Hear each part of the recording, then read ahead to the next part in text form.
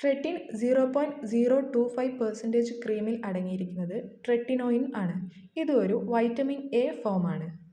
ഫേസിലും ചെസ്റ്റിലും ബാക്ക് സൈഡിലുമൊക്കെ ഉണ്ടാകുന്ന pimples, sports, acne എന്നിവയെ ട്രീറ്റ് ചെയ്യാൻ ട്രെറ്റിൻ ക്രീം ഉപയോഗിക്കുന്നു. ഇത് മുഖത്തുണ്ടാകുന്ന ചെറിയ തരം ചുളിവുകളെ കുറയ്ക്കുന്നു. കൂടാതെ റഫ് ആയിരിക്കുന്ന ഫേഷ്യൽ സ്കിന്നിനെ സ്മൂത്തൻ ചെയ്യാനും ട്രെറ്റിൻ ക്രീം ഉപയോഗിക്കുന്നു. ട്രെറ്റിനോയിൻ ക്രീം സ്കിന്നിൽ എങ്ങനെ പ്രവർത്തിക്കുന്നു എന്ന് നോക്കാം. സ്കിന്നിൽ പ്രൊഡ്യൂസ് ചെയ്യപ്പെടുന്ന എക്സസീവ് ആയിട്ടുള്ള ഓയിലിനെ റെഡ്യൂസ് ചെയ്യുന്നു. സ്കിന്നിലുള്ള അക്നെ പോർസിനെ റിപ്ലെനിഷ് ചെയ്യുകയും പോർസിനെ ഓപ്പൺ ആക്കി വെക്കാനും സഹായിക്കുന്നു. ട്രെറ്റിനോയിൻ ക്രീം ഒരിക്കലും ഡോക്ടേഴ്സിൻ്റെ പ്രിസ്ക്രിപ്ഷൻ കൂടാതെ ഉപയോഗിക്കാൻ പാടുള്ളതല്ല. ട്രെറ്റിനോയിൻ ക്രീം റെക്കമെൻഡ് ചെയ്യുന്നത് നൈറ്റ് ടൈമിൽ വളരെ പിൻ പോയിൻ്റ് എമൗണ്ട് മാത്രം അപ്ലൈ ചെയ്യാനാണ്. ഓരോ ആളുകളുടെയും ട്രീറ്റ്മെൻറ്റിനെ അനുസരിച്ചിരിക്കും എത്ര എമൗണ്ട് ട്രെറ്റിനോയിൻ ക്രീം ഉപയോഗിക്കണമെന്നുള്ളതും എത്ര കാലം ഇത് ഉപയോഗിക്കണമെന്നുള്ളതും.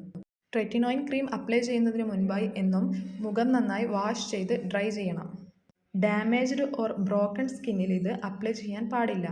ഡോക്ടേഴ്സ് പ്രിസ്ക്രൈബ് ചെയ്തതുപോലെ തന്നെ റെഗുലർലി യൂസ് ചെയ്യുന്നതിലൂടെ മാത്രമേ ഒരു ബെനിഫിറ്റ് ആയിട്ടുള്ള റിസൾട്ട് കിട്ടുകയുള്ളൂ. ഇതിൻ്റെ ഉപയോഗവശം പോലെ തന്നെ ഒരുപാട് സൈഡ് എഫക്റ്റുകളും ട്രെറ്റിനോയിൻ ക്രീമിനുണ്ട്. അതിൽപ്പെട്ടവയാണ് സ്കിന്നിനുണ്ടാകുന്ന ഇറിറ്റേഷൻ, ഡ്രൈനെസ്, റെഡ്നെസ്, ലൈറ്റിനോടുള്ള സെൻസിറ്റിവിറ്റി കൂടുന്നു. ട്രെറ്റിനോയിൻ വളരെ പെട്ടെന്ന് തന്നെ ഡ്രൈനെസ്സിന് കാരണമാകുന്നതിനാൽ വളരെ അധികം വെള്ളം കുടിക്കേണ്ടത് ആവശ്യമാണ്. കൂടാതെ മോയ്സ്ചറൈസറിൻ്റെ ഉപയോഗം ഒരു പരിധിവരെ ഡ്രൈനെസ്സിനെ കുറയ്ക്കുന്നു.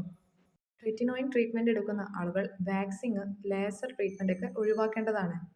പ്രഗ്നൻ്റ് വുമണും അതോടൊപ്പം പ്രഗ്നൻസി പ്ലാൻ ചെയ്യുന്ന ആളുകളും ട്രെറ്റിൻ ക്രീം ഉപയോഗിക്കാൻ പാടില്ല. ഇത് ബർത്ത് ഡിഫക്റ്റിന് കാരണമാകും.